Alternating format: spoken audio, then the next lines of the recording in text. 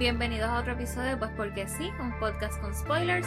Somos sus anfitriones, Ricardo y Natalia, y hoy continuamos nuestro Spooky Season. Hoy traemos una película que es un clásico, una película que yo nunca había visto y que estoy bien emocionada porque tengo mucho que decir. Y honestamente, a lo que hablaba con Ricky un poquito sobre la película ahora, fue una película que yo no le di un score, un rating en Letterboxd, pero a medida que voy hablando aquí con Ricky creo que me voy inclinando un poquito más hacia dónde va ese score in a good way. Okay. In a good way. Okay. Así que, pues nada, como pueden ver aquí al frente, la película que vamos a estar hablando hoy y discutiendo es The Texas Chainsaw Massacre. Ricky, cuéntanos. Vamos allá, déjanos saber qué nos tienes sobre la película. Pues mira, Texas Chainsaw Massacre, estamos hablando de la original, la película de 1974. Es una película independiente del cine de horror. Una película que fue producida, dirigida y coescrita por Tobe Hooper. Y pues, al ser una película independiente, con una película de bajo presupuesto, una película que fue... Y yo hice nota. Es una película que fue producida con un presupuesto de entre $80,000 a $140,000. A diferencia, entonces, a cambio de eso, aunque tuvo un presupuesto bien bajo, lo que recopiló en el box office fue un montón, porque hizo sobre $30 millones, y eso es solo el box office doméstico, o sea, el de Estados Unidos nada más. Sobre una película que fue muy exitosa en su momento, aunque sí originalmente recibió mixed reviews, no todo el mundo la alabó cuando salió, pero sí es considerado, como Natalia dijo, un clásico. Yo diría un poquito más y diría considerado un clásico con C mayúscula, porque es una de esas películas fundamentales del cine de horror. Es una película que tiene varias secuelas, tiene varios remakes, tiene videojuegos, tiene cómics que se han escrito basados en esa historia. Hay películas tanto de la familia completa como solo del personaje de Leatherface.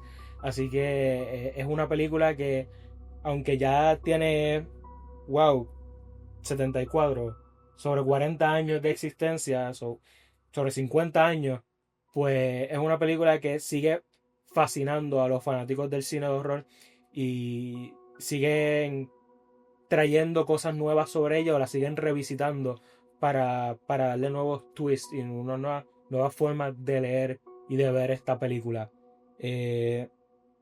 Para los que no lo sepan, no la hayan visto o si la vieron y no la recuerdan, el plot de la película sigue a este grupo de amigos que están en Texas. La película comienza explicándote que están ocurriendo estos robos en los cementerios y están sacando los cuerpos de las tumbas.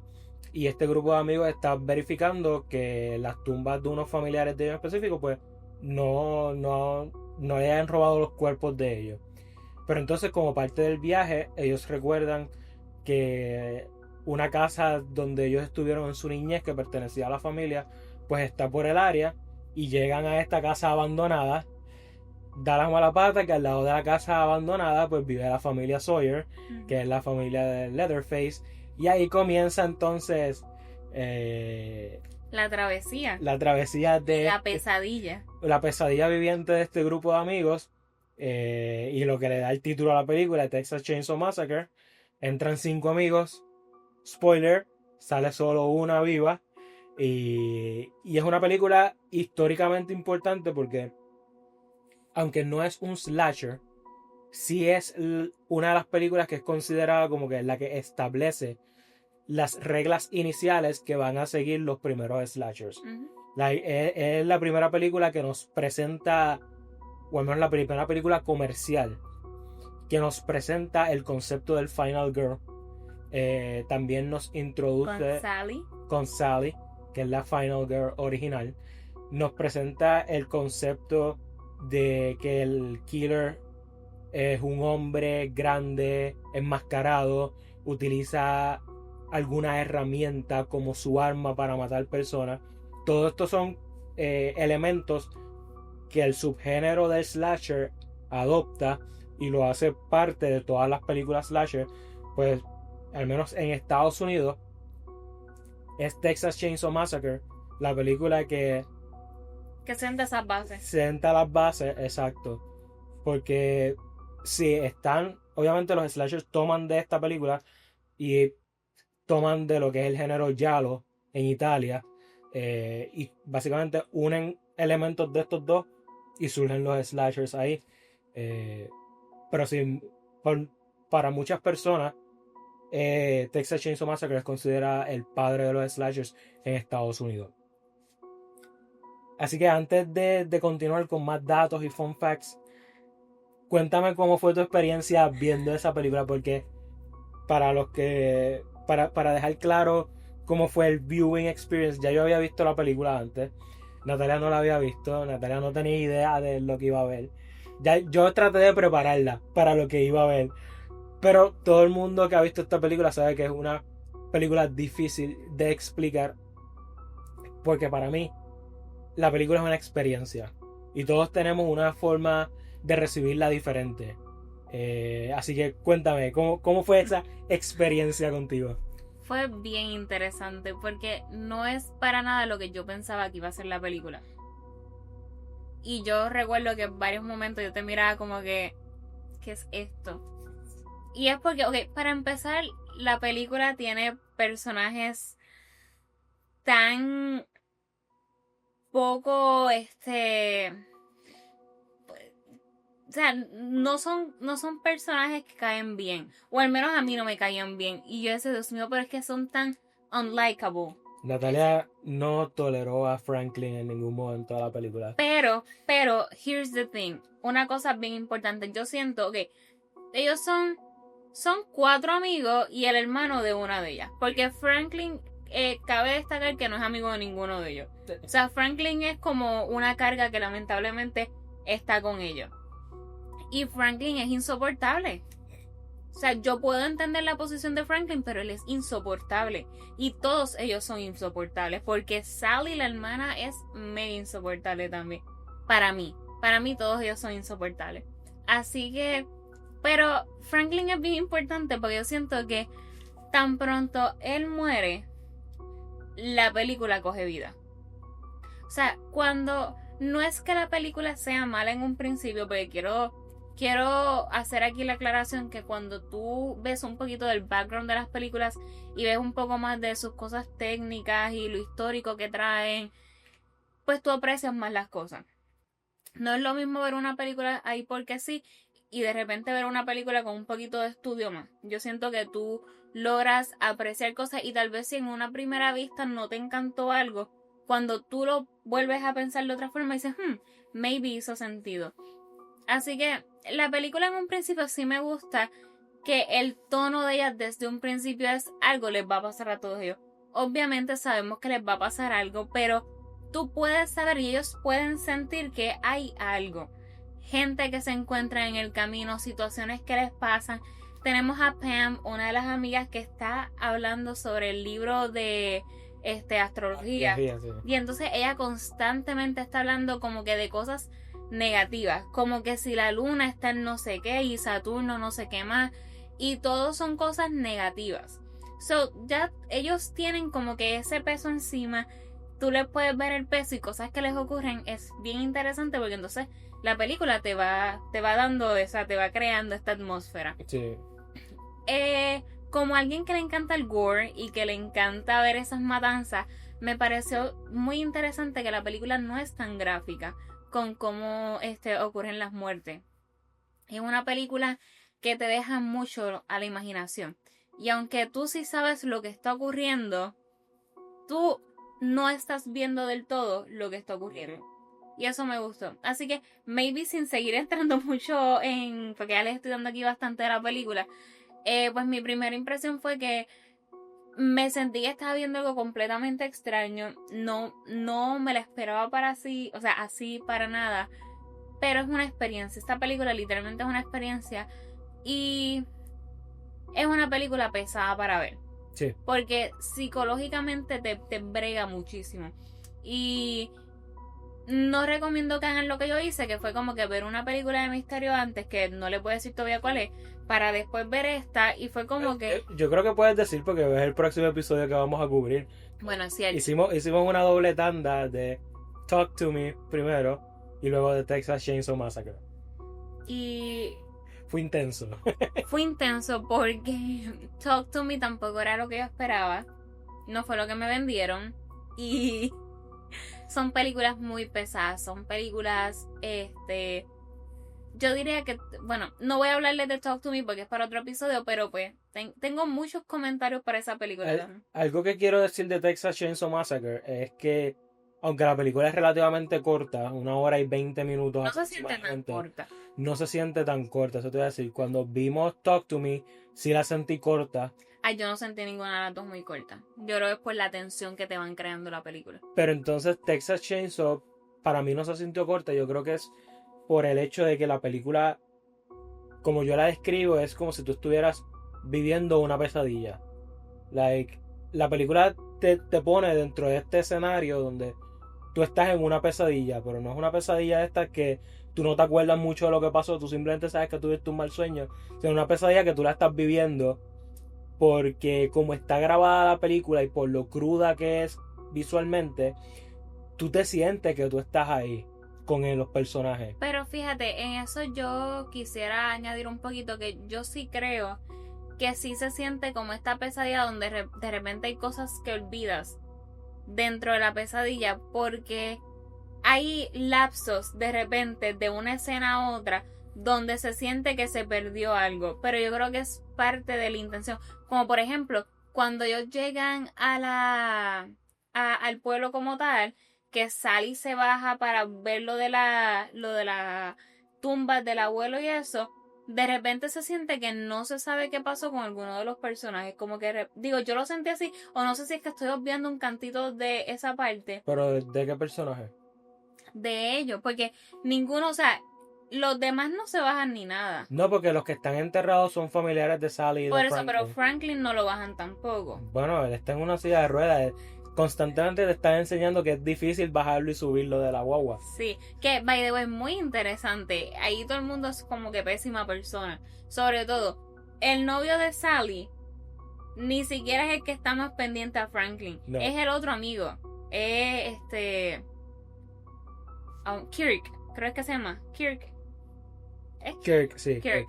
Kirk es quien está más pendiente a Franklin. Que cualquiera diría, mira, ese es el novio de Sally. Pues no. El novio de Sally es pésimo novio porque ni siquiera está pendiente al pobre Franklin. Y ni tan pobre porque Franklin le saca el monstruo a cualquiera. Porque Franklin es como un nene chiquito. Sí. Genuinamente Franklin es como un nene chiquito que está como el matapiojo diciendo las cosas. Se le queda todo. Se siente que lo dejan todo el tiempo afuera. O sea, Franklin es literalmente un nene chiquito acomplejado con la vida. Así que cuando Franklin muere, yo dije, bello. Pero otra cosa interesante es que todas las muertes pasan muy rápido. La única muerte que no pasa rápido, porque no ocurre la muerte, es la de Sally. Sí, sí. Pero en Sally sí vemos ¿cómo se dice? Se le alarga, se le prolonga bastante el periodo de la tortura. Sí, de tortura. Exacto. Pues sí, es una de esas películas que es incómoda de ver. Y en referencia a eso, pues cuando la película ellos la completaron, Toby Hooper tuvo problemas en conseguir a alguien que se la distribuyera. Y en algunos países fue baneada, que la película no pudo presentarse en algunos países. Algunos cines optaron por no presentarla tampoco, por el nivel de violencia. Así que Pero está cool. es una película controversial. Es una película difícil de ver ciertas partes. Pero sí me gusta cómo ellos juegan con la imaginación de las personas. Porque es una película que te sugiere mucho. Sí. Y de eso estábamos hablando ahorita. Sí. Hay una escena donde yo creo que mi muerte favorita es la de Pam. Y de repente nosotros vemos como Pam entra a la casa. Entonces pues la coge. Ok. También Pam es la más aparte, o sea, las mujeres son las más que sufren esta película. Sí. Porque cuando Pam entra a la casa está llena de plumas, de animales. Las gallinas parece que se están riendo hasta de ellos. Sí. O sea, todo lo hacen de una forma que tu mente está como que, diablo, o sea, ellos lo que están viendo es, o sea, es el infierno ahí adentro. Y pues, ajá. Termina lo tío, pero es que tengo un dato sobre eso de cómo se escuchan las cosas dentro de la casa. Pues me pareció bien interesante que entonces pues Pam, los hombres como que ellos entran y rápido Letterface se los lleva. Pero Pam entra y literalmente ella está viendo todo, ya se cae, ella de repente se ve alrededor de plumas y de huesos y de restos de humanos y de animales y la casa completa es un desastre, entonces ella está aterrorizada por eso. De repente Letterface la coge y la levanta y la engancha en un gancho, literalmente. Gancho de carne. Sí. Jesus Christ. No te enseña la parte de atrás, pero, o sea, tú le ves la cara y tú le ves el grito y tú te imaginas literalmente, yo me imaginé, el gancho se le espeta, eso se está desgarrando todo, está cayendo la sangre, Sí, sí. la carne se le está desprendiendo, eso fue lo que yo vi en mi mente. Y no me enseñaron absolutamente nada de eso, pero tú lo estabas viendo aquí. Por eso es efectiva la película, porque es una película que te presenta los elementos, te sugiere lo que está ocurriendo y deja que tu mente llene esos huecos. Es un show don't tell. Sí, sí, definitivo. Digo, enseñan cosas también, pero en la mayoría es un show don't tell. Lo que te iba a decir de los sonidos es que la gran mayoría del soundtrack de la película, del score, no contiene música por instrumento. Okay. Es bien raro una que otra canción que utilizan, pero la gran mayoría está compuesto de sonidos que un animal escucharía dentro del matadero. La película literalmente te pone dentro del matadero y nuestros personajes principales están tomando el lugar que toman los animales. Sí, porque una vez entran al slaughterhouse. Ellos están en un matadero. Sí. O sea, eso es lo que es la casa de esta familia. De esta familia loca pero con velocidad. La familia Sawyer. La familia Sawyer. Y me está bien interesante porque desde que el hermano entra al carro, que en las escenas principales está este muchacho pidiendo pon. Sí, el hitchhiker. Exacto, el hitchhiker. Y ellos pues lo recogen. Y es bien cómico porque ellos se lo bulean desde que él entra. Es como que, mira, ya tenemos a Frankenstein aquí, ¿verdad? Creo es lo que dicen, como que cogimos a Frankenstein. El tipo está loco. O sea, el tipo le faltan muchos tornillos en la cabeza. Él se corta la mano. Le tomó una foto a Franklin. Trata de cobrarle la foto. Franklin está súper molesto porque él no salió bien en la foto. O sea, son cosas que yo digo, o sea, Franklin, ¿dónde está tu cabeza? Y eso es lo que tú estás pensando en este momento. Por eso y por muchas cosas más es que Franklin me cae tan mal. Pero pues desde un principio tú sabes que él va a estar involucrado. Igual sí. Cuando llegan a la gasolinera, tú sabes que van a estar involucrados de alguna forma u otra. So, me gusta que todas las personas que ellos van encontrando, tú sabes que están conectadas. Sí, y Sally termina yendo a la cena que los invitaron en un principio. Sí, al principio él los invita a una cena y Sally termina siendo parte de la cena. De hecho, Sally alimenta al abuelo. ¿Podemos hablar del abuelo? Hablemos del abuelo. El abuelo, a mí me está súper gracioso porque Sally, cuando están acechando a Sally entra a este cuarto y tú juras que el abuelo y la abuela están muertos. Creo que la abuela sí está muerta. Uh-huh. Pero el abuelo no está muerto. No. El abuelo parece casi parece una parodia de lo que es Drácula, porque literalmente se ve todo consumido, parece una pasa, el color es de persona muerta. Sí. Entonces ellos cortan a Sally y el abuelo chupa la chupa, coge la sangre y revive. Pero no es que revive así con una fuerza, el tipo se nota que está moribundo, pero revive gracias a la sangre y eso a mí me estuvo bien curioso. Porque es como que meter también elementos del horror y como que hacen como que un mini guiño. O sea, los tienes ahí. Te tengo un dato técnico sobre el maquillaje del abuelo. Ajá. Y es que el actor que interpreta al abuelo, John Dugan, uh-huh, decidió que no quería pasar por el proceso de que le pusieran el maquillaje más de una vez. Porque fue un proceso largo. Así que todas las escenas en las que él sale las tuvieron que grabar corridas. Y fue un proceso que en total, desde que le pusieron el maquillaje hasta que terminaron de grabar todas las escenas, duró 36 horas. 5 de las cuales, 5 tomó ponerle el maquillaje completo. Madre. Ya entiendes por qué no quiso hacerlo más de una vez. Claro. Pero entonces el problema es que grabaron la película en verano, así que hacía un calor horrible. No tan solo eso, sobre 100 grados de calor.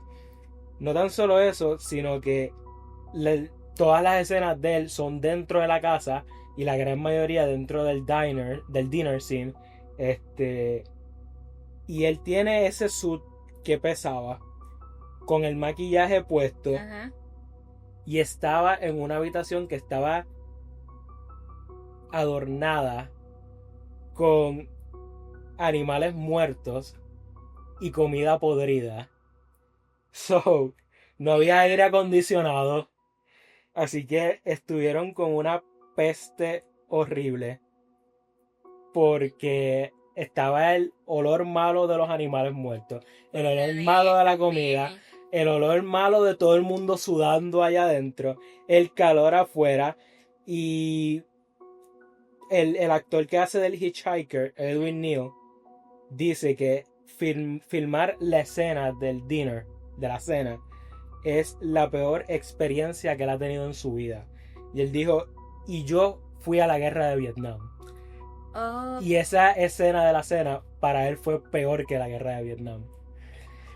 Pero podría entender, pero conste, eso también le da mucho más peso a esa escena. Esa escena es icónica. Y sobre eso que estabas diciendo sobre el maquillaje de él, yo vi un fun fact que no sé qué tan cierto sea, si está mal, culpen al internet como siempre les digo, pero supuestamente todos ellos usaron la misma ropa por muchos días. Sí. Así que las ropas estaban sudadas, estaban sucias, pero era como para demostrar también el periodo donde estaban y todo. Sí, yo había leído eso del actor que hizo de Leatherface, que solo tenía una camisa para esas escenas, solo la tuvo que usar durante toda la filmación. Y por eso él se ve tan desaliñado siempre. Sí, y la peste que él tenía después de usarla por tanto tiempo era tanto que en los breaks que ellos tenían nadie quería estar con él porque la peste era demasiada. Yeah. Y él tenía que estar con esa camisa todo el tiempo porque era la única que tenía para grabar la película. Claro, qué mal, eso está fuerte. Sí. Ese actor originalmente no quería. Él rechazó cuando le ofrecieron la película. Ok. Porque a él no le gustaba pues la violencia que el personaje de él iba a cometer. Y entonces la actriz que hace de Sally, que era amiga de él, fue quien lo convenció para que él aceptara el papel y se uniera a la película. Y te pregunto, ¿es el mismo actor que hace el de Leatherface en las demás películas? Creo que no, creo que hay varios Leatherface. Ok. Si no me equivoco, hay varios Leatherface. Eso es un dato que te lo debo. Ok. Pero entiendo que es un actor diferente.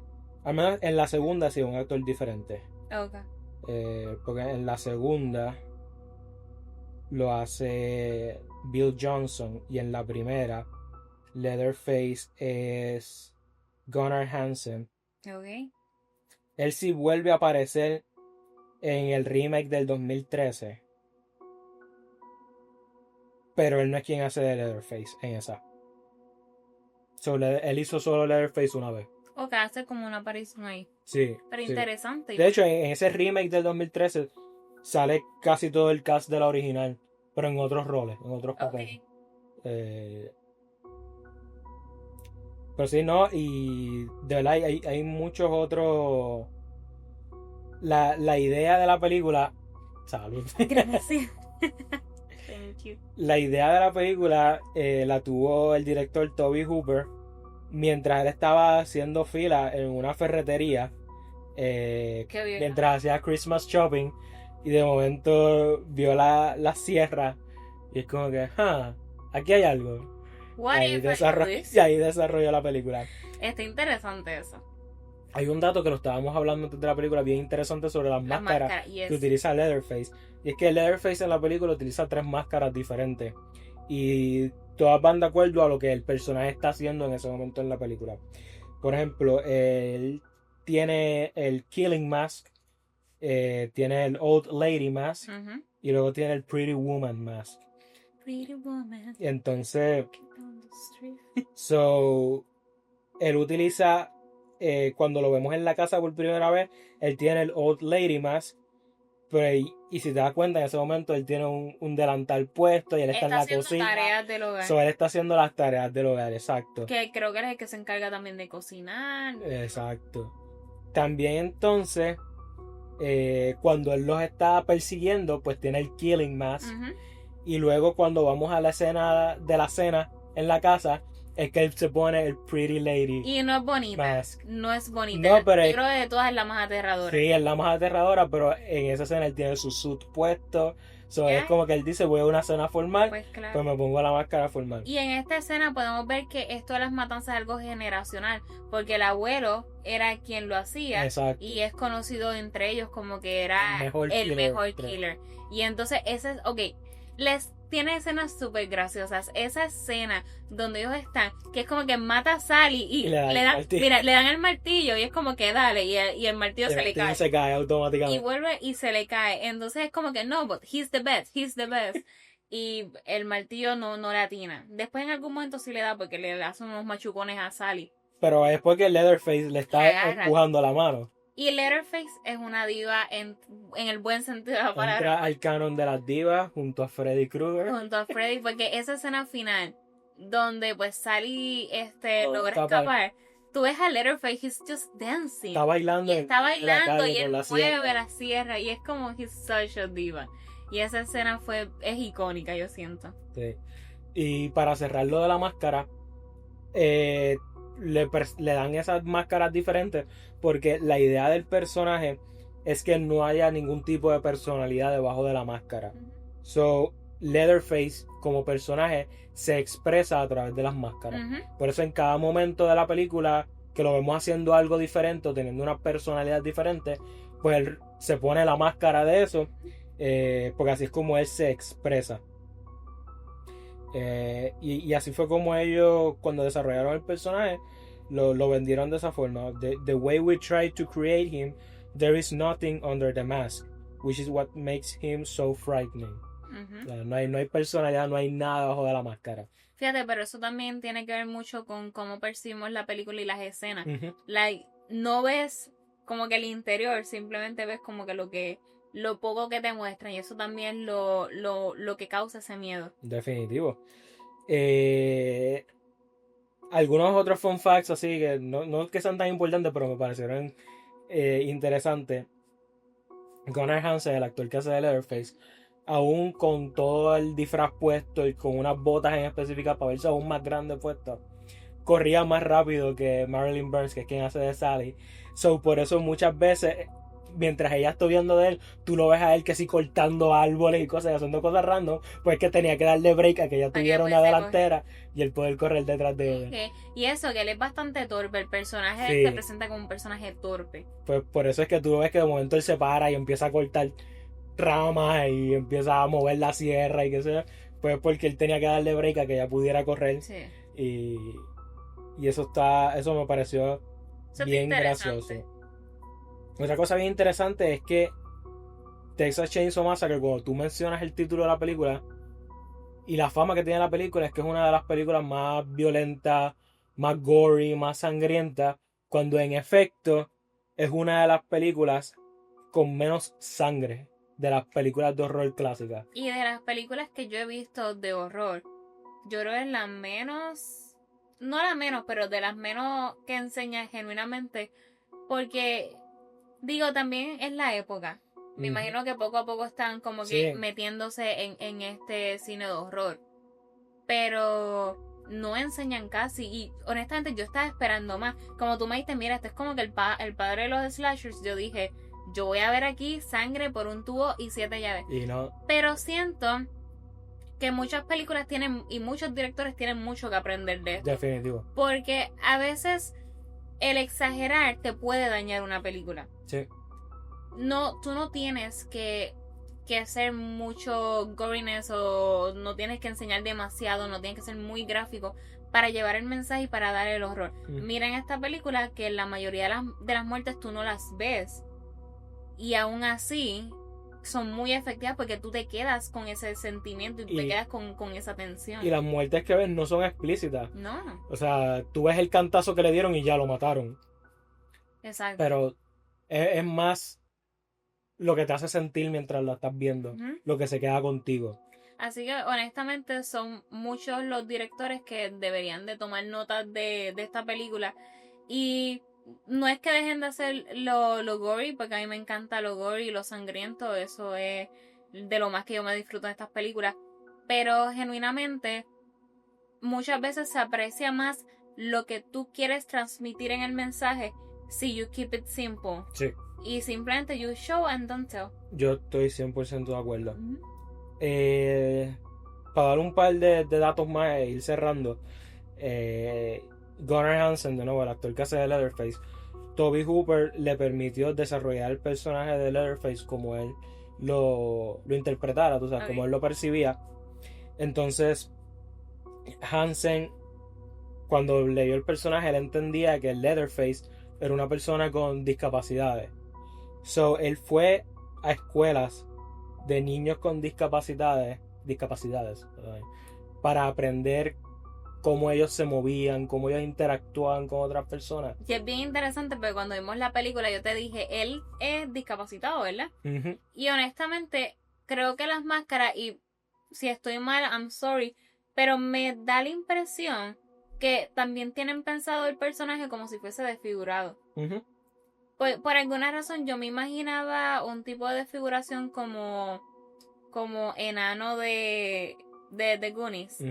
Porque literalmente como lo presentan a él es como bodrogo, pero es torpe y sus movimientos, y el tener la cara tapada como que me daba esa sensación de que el personaje es desfigurado. Sí.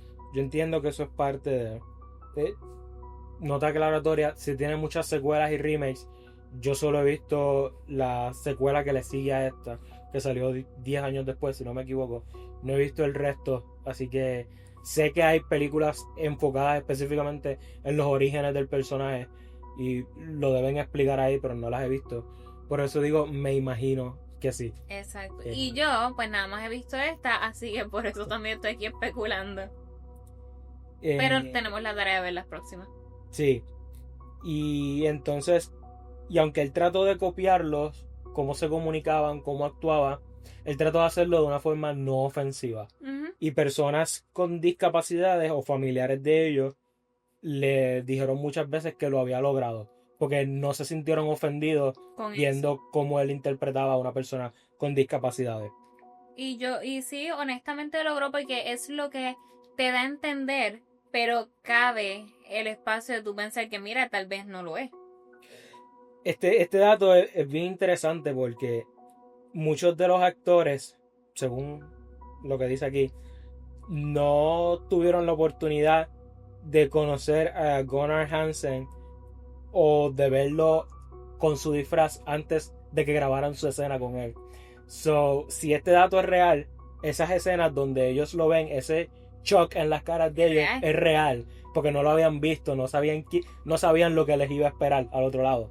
So, eso está bien interesante. Y me gusta mucho, y perdona, es que tiene que ver con eso, o sea, con eso y con todo. Yo pienso que me gusta mucho que presenta nuevamente lo que son los slashers, básicamente, que es este grupo de amigos que tú en tu mente todo te está diciendo no hagan esto, y es exactamente lo que ellos hacen.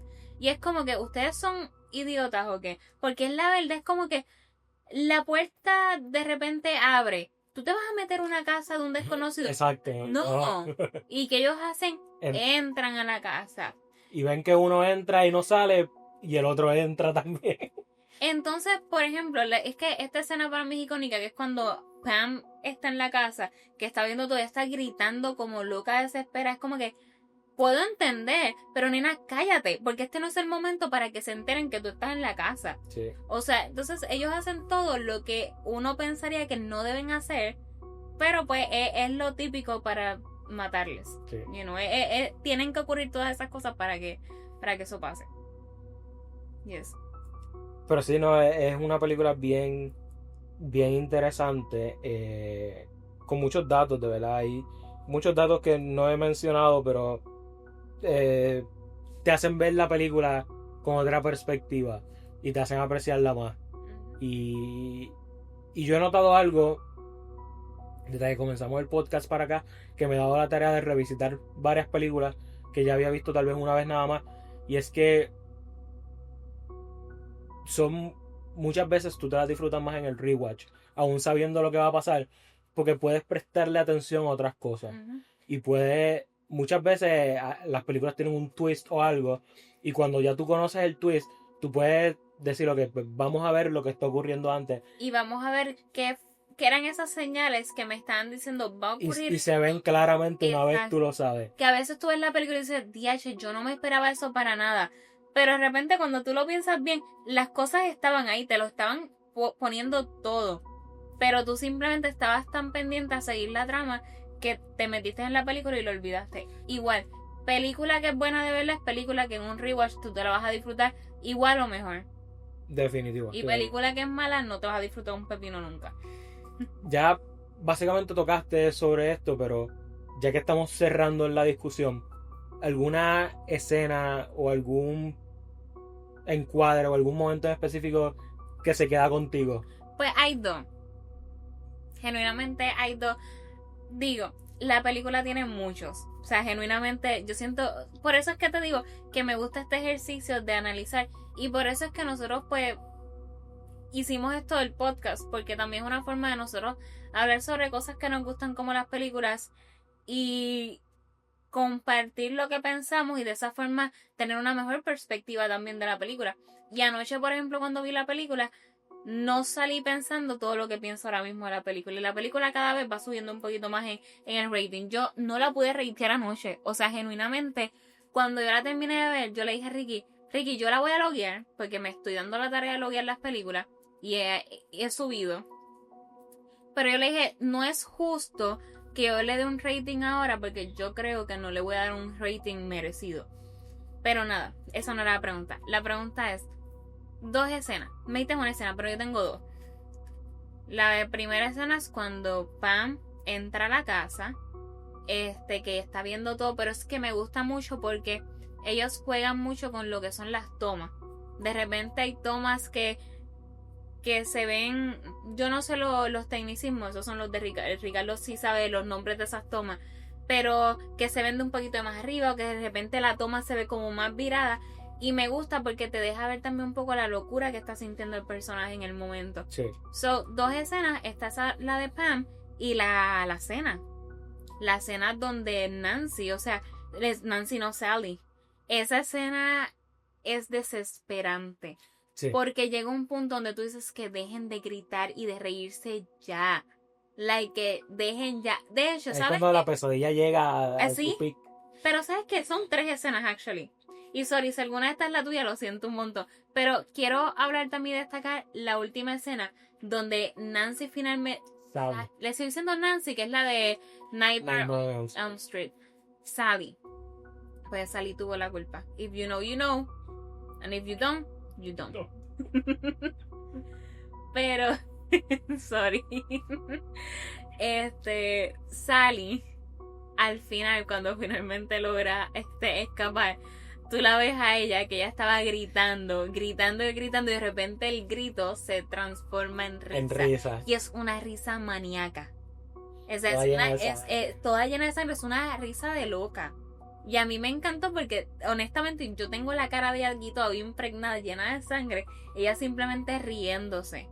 Y luego Leatherface bailando. Y luego Leatherface being, you know, a dancing queen. Que esa escena completa es una de las escenas más icónicas del cine de horror. Y el pobre chamaco que se bajó del carro, del camión, está corriendo. Estoy segura que Leatherface lo va a matar después. Leatherface está bailando y feliz porque lo va a coger ya mismo y lo va a hacer paprika.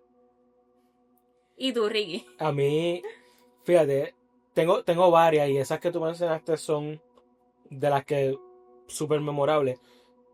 Pero... que ya sé cuál es la más memorable, cuando matan a Franklin. Yes, esa era. Ajá. Para mí, la más memorable no tiene que ver con las matanzas Ok. ni nada.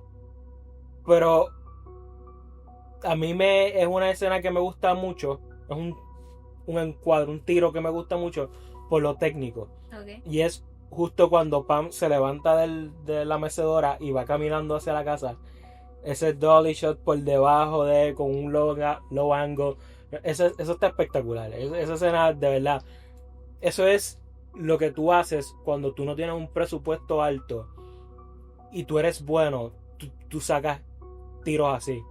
Porque tú no necesitas 20 millones de dólares para tener un shot como ese. Y es un shot icónico porque yo creo que es de esos shots que cuando te los presentan, tú sabes, esa es la película de The Texas Chainsaw Massacre. Sí. So, ya, hace sentido. Igual a mí me gusta mucho cómo comienza la película. Uh-huh. Que te están dando como que esta historia. Te tengo un fun fact de eso. Yo sé que no iba a dar más fun facts, Ajá. pero el actor que leyó esa parte, esa introducción, te voy a decir el nombre ahora. Lo quería mencionar y se me había ido de la mente porque seguimos hablando. Y yo lo traje de nuevo. John LaRoquette Ajá. es el actor que lee. Según él, su pago por leer esa narración del opening fue un cigarrillo de marihuana. Eso fue lo que él recibió por leer eso. Interesante. Oh my god. Pero era los tiempos. Bueno,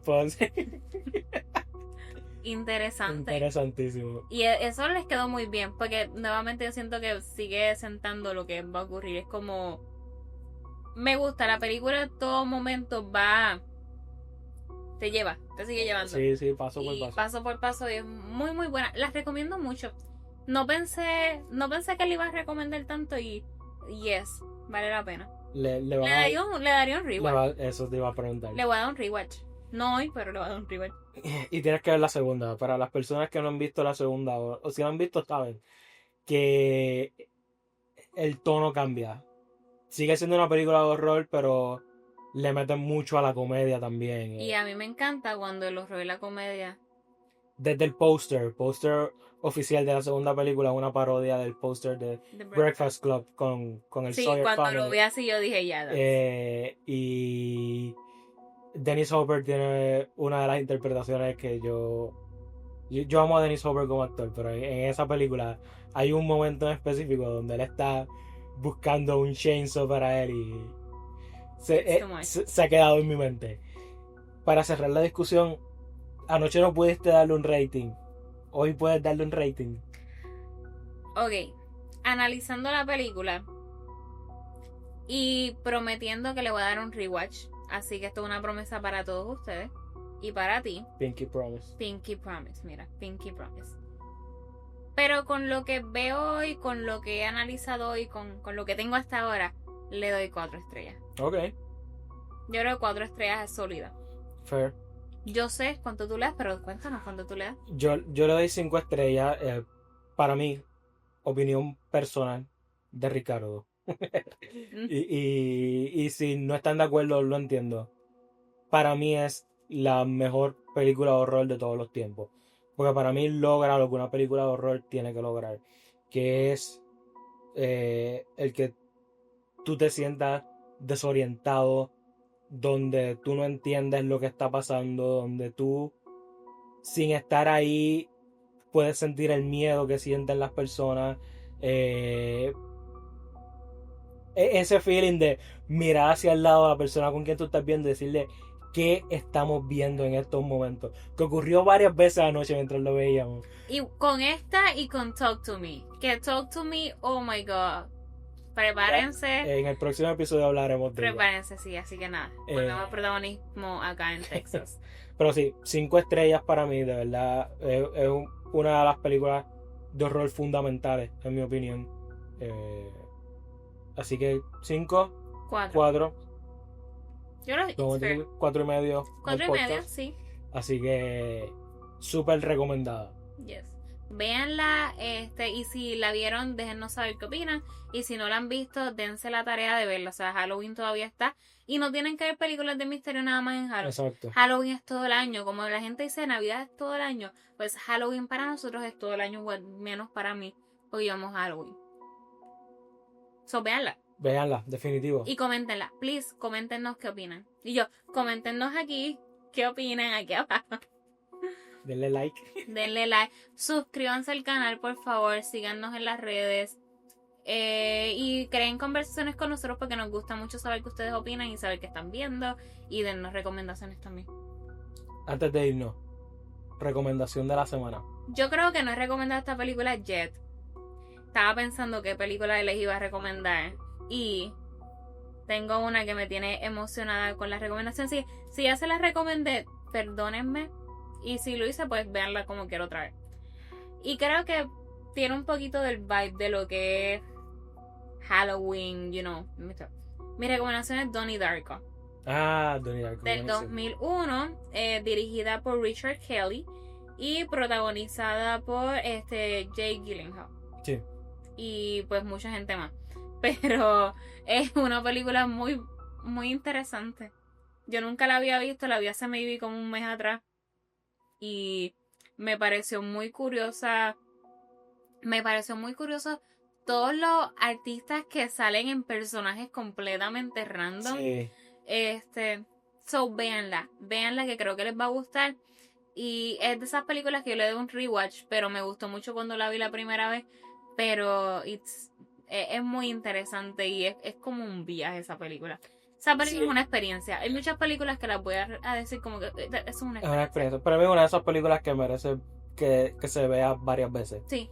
Es una película que se debe rewatch constantemente porque yo creo que es una película a la que se le puede sacar mucho y cosas diferentes cada vez que la vea. Yes. ¿Y tu recomendación? Mi recomendación de esta semana es una película de este año, 2025, 28 Years Later, de Danny Boyle. Yo la tengo que ver. Es una secuela de 28 Days Later y luego de 28 Weeks Later. Si han visto esas películas, saben, películas de zombies, muy buenas. De verdad, es una de esas películas que este año ha recibido muchas críticas positivas y yo no la había visto hasta esta semana porque yo no había visto las primeras dos. Todavía no he visto 28 Weeks, pero vi 28 Days hace un par de semanas atrás y me gustó mucho. Así que decidí ver 28 Years. Está muy buena. Tiene un comienzo bien loco. Luego tiene el desarrollo muy bueno. Con actuaciones muy buenas. Sobre todo Ray Fiennes está espectacular en la película. Pues la tengo que ver cosas. Y luego en la escena final de la película, todo el mundo que la ha visto sabe de lo que estoy hablando. Bien loca. El tono de la película cambia por completo. Me interesa ver mucho lo que la secuela va a traer porque entiendo que va dirigido por donde cierra esta película. Así que 28 Years Later es mi recomendación de la semana. Vale la pena. Probablemente de las 10 o 15 mejores películas del año hasta ahora. Así que vale la pena verla. Súper. Bueno, pues muchas gracias por conectarse hoy con nosotros. Gracias por el apoyo constante al podcast. Como pueden ver, nosotros si han estado desde el inicio con nosotros, saben que hemos cambiado un poquito del estudio. El setup ha cambiado varias veces. Esperemos que este sea el último, pero le queremos hacer ajustes. Lo van a ver distinto a través de los distintos capítulos. Pero estamos súper felices por el apoyo que hemos recibido. Estamos súper emocionados por todos los capítulos que faltan, por todos los proyectos que tenemos con el podcast. Así que muchas gracias por vernos cada viernes o el día que nos vean. Muchas gracias por hacerlo. Nuevamente sigan compartiéndolo, sigan dándole like, sigan suscribiéndose. Y nada, sigan haciendo conversación con nosotros porque de verdad que lo agradecemos un montón. Y pues esto es un proyecto bien bonito y bien importante para nosotros, así que muchas gracias. Gracias por acompañarnos y nos veremos la próxima semana donde estaremos hablando de Talk to Me. Talk to Me. Hasta la próxima. Bye.